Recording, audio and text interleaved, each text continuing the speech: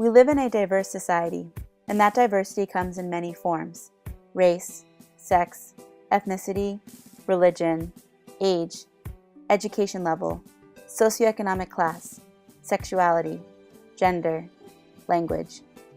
As Soledad O'Brien wrote in her first book, The Next Big Story, people immigrate to the United States because it is and I quote, a wonderful land of opportunities if you're in a position to take them.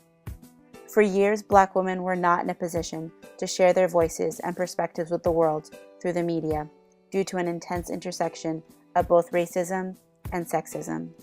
For years, we saw these faces on TV, reporting the news, shaping stories, and only with the passage of Title VII of the Civil Rights Act of 1964, which made job discrimination for reasons of sex illegal, did we begin to see these faces and hear these voices. And only with new licensing requirements by the Federal Communication Commission to have women and minorities on staff did we begin to see these faces and hear these voices beginning in the 1960s and 1970s. Despite the progress the United States has made in expanding the diversity of the people reporting the news and shaping public opinion, Black female representation in broadcast journalism is still incredibly low compared to their white counterparts. This presentation will detail the history of Black female involvement in broadcast journalism in the United States and illustrate the common challenges Black women have faced in the newsroom from the 1960s to present day. I hope to leave you with the notion that some Black females have found their voice through broadcast journalism. Some Black female stories have been represented, but there are many more truths to be told and voices to be heard. Let's go back in time for a brief history of the Black woman's journey into the American mediascape. The Kerner Commission, issued by President Lyndon B. Johnson, and I quote, ultimately found the world of TV was almost totally white in both appearance and attitude, and charged the Federal Communication Commission to develop an action plan that would ensure that mass media in the U.S. truly served the masses, which included minorities and women. The second wave of feminism was happening at the same time, and I quote, whose tenets included the belief that women's cultural and political inequalities were linked, and that aspects of women's personal lives were deeply politicized and reflected sexist power struggles. Personal is political became the slogan for the movement. The concerns of this movement were apparent in the newsroom as well. Belva Davis, the first African-American female reporter on the West Coast, wrote in her autobiography that despite the illegality of sex discrimination on the job, and I quote, television still was very much a boys' club at the dawn of the 1970s, and males held more than 85% of on-air news jobs. Also, TV news did not tend to tackle serious subjects that were considered women's issues, such as childcare, health, education, and reproductive rights. According to the 2012 TV and Radio News Staffing and Profitability Survey, women are now 39.8% of the workforce for local TV news, and the percentage of women TV news directors passed the 30% mark at 30.2% for the first time ever this year. However, the same cannot be said for people of color in this country. Of all members of the TV news workforce in 2012, only 10.2% were held by African Americans, compared to Caucasians at 78.5%. While some gains have been made for women, and there are certainly more blacks in broadcast journalism than there were in the 1960s and 70s, especially to increase Black female representation, we still have a long way to go.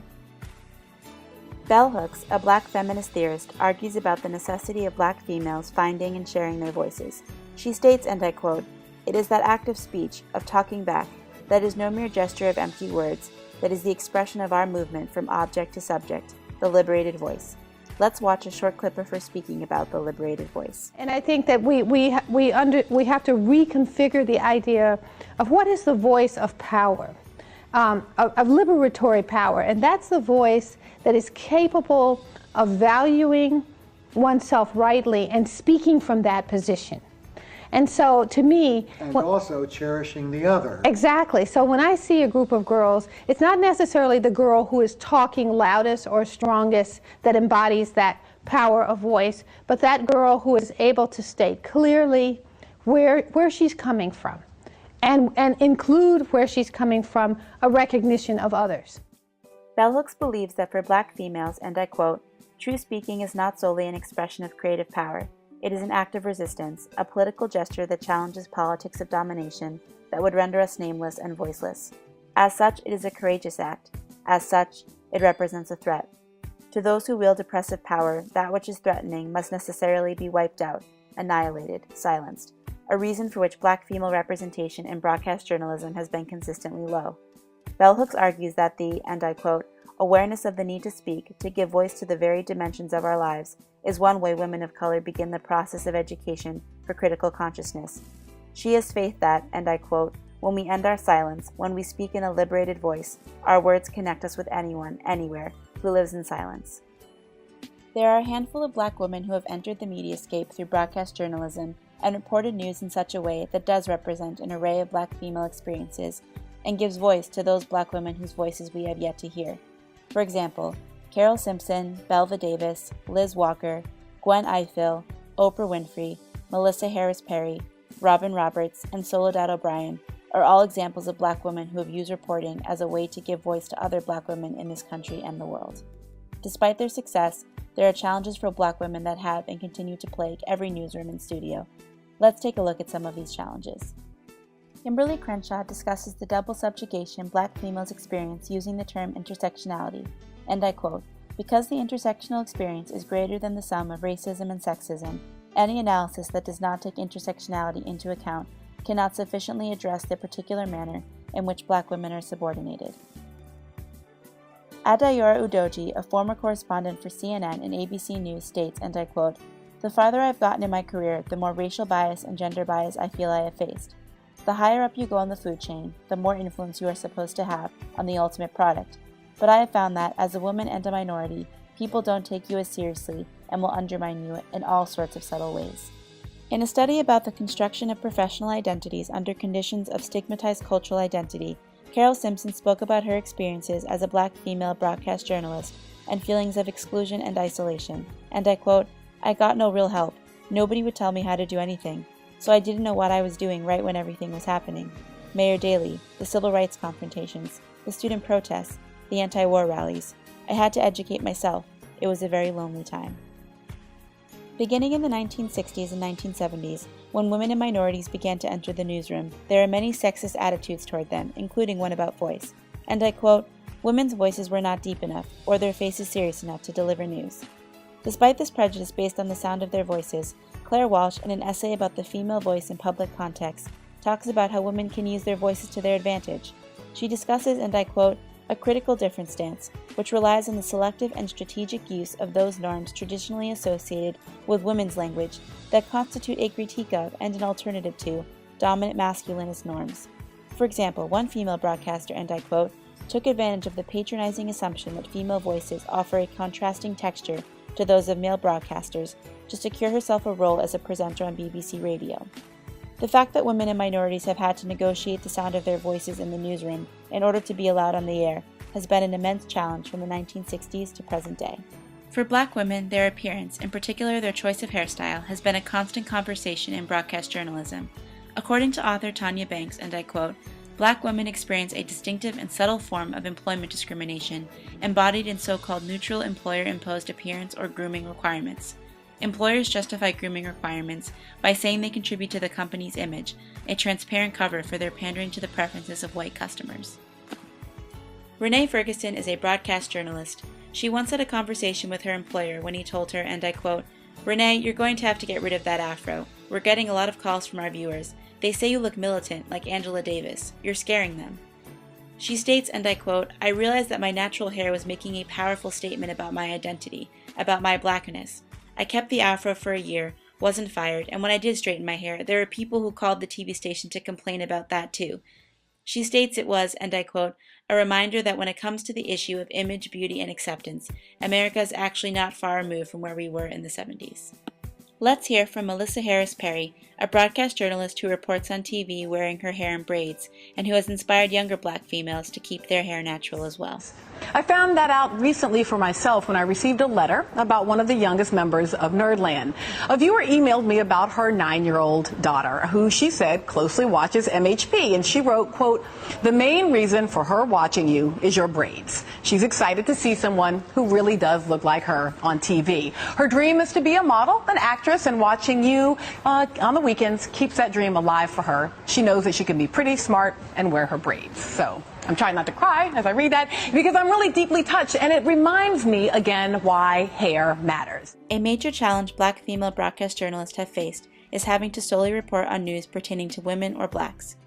Melba Tolliver stated, and I quote, "I had to discourage editors, producers, and others from assigning me to a certain story because I'm black or because I'm a woman and someone thinks the story needs a feminine touch, or keeping me off a story because I'm black or because I'm a woman and the assignment is a man's story."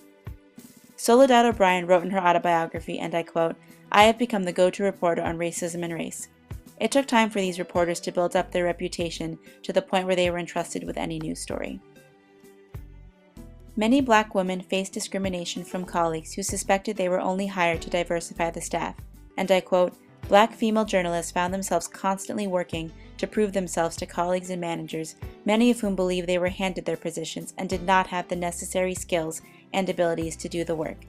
Soledad O'Brien wrote in her autobiography, and I quote, "Once you've been tagged a minority, this strange process begins. At times I feel like I have a question mark hovering over my head. Why are you here? Is it your race? Do you have skills anyway?" This constant questioning about their worth and capabilities as reporters was and is a troubling reality for many black female broadcast journalists. Black female broadcast journalists also face the problem of people thinking they were not black enough nor able to relate to black communities outside their own. Some were called spy, turncoat, Uncle Tom by residents when they reported in black neighborhoods. Soledad O'Brien dealt with this problem constantly. On an online blog, someone wrote, and I quote, "Can Soledad O'Brien embrace blackness while not looking black, not sounding black, and not being married to a black man?"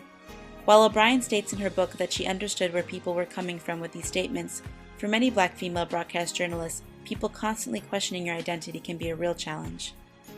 We have examined only a sampling of the challenges black female broadcast journalists face on a daily basis. Despite these obstacles, they are still doing incredible work by reporting news and shaping stories in ways that present the diverse experiences of blacks in America. But again, as Bell Hooks argues, we black females need to give voice to the varied dimensions of our lives. Leanda Abbott, a black female reporter, stated that she, and I quote, "viewed her job as a reporter as more of a cause than a career, and that we, black journalists, all had the unspoken or spoken responsibility that we felt to make sure stories presented African Americans accurately, properly, and were handled well." Soledad O'Brien also feels the need to represent as many stories of black people as she can, and I quote, "I stress that good reporting is about showcasing the range of stories that make up the black experience. I can't change the entire world, but I can work on my little piece of it. I can at least give voice to people whose plight goes unnoticed." Let's hear her thoughts. Well, it seems very unfair to me to only report on this much in black America, which for the most part is crime, rap, and then I'd call the stellar people, you know, the Condoleezza Rices and the Dick Parsons. You know, I mean, and in a nutshell, you'd sort of say, if you were an alien watching, or Al Sharpton, or you know, you'd say, wow, there are 10 people on TV. Right. 6 of them are in cops.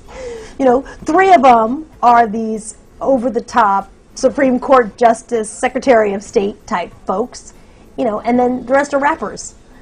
And I think that it's such an unfair image of black America to black people and to the rest of the country. But I think for black people, I think, you know, you see these young black kids who sort of feel that what they've been shown is all that's open to them. She also argues that while these stories need to be told, not many reporters are doing so, and I quote, "The door to the media world is opening a small crack wider. Women are rushing through it, and blacks and Latinos want in too. It's not just about equal opportunity. Journalism needs diverse people to cover a diverse world, but it's clear that this is neither happening overnight nor easily." As stated in an article entitled "The Not So Great Migration" by Pamela Newkirk, and I quote, "Diversity is a part of being accurate in your news coverage. If it's not, people will not read it. We still need diversity because we still need accuracy." There are many black female voices that we have yet to hear from, despite the tremendous work that has been done by the reporters showcased in this video and others as well. These voices are waiting to speak. Let's hear from them. I identify as a black female, and I have a voice. I identify as a black female, and I have a voice. I identify as a black female, and I have a voice. I identify as a black female, and I have a voice. I identify as a black female, and I have a voice. I identify as a black female, and I have a voice. I identify as a black female, and I have a voice. I identify as a black female, and I have a voice. I identify as a black female, and I have a voice. I identify as a black female, and I have a voice. We are ready to speak and use our liberated voices to comment on the multitude of black female experiences in this country and the world. So listen up. Is that India? What happened to her hair? Well, if I wanna shave it close, so I wanna rock locks that'll take a bit away from the soul that I got.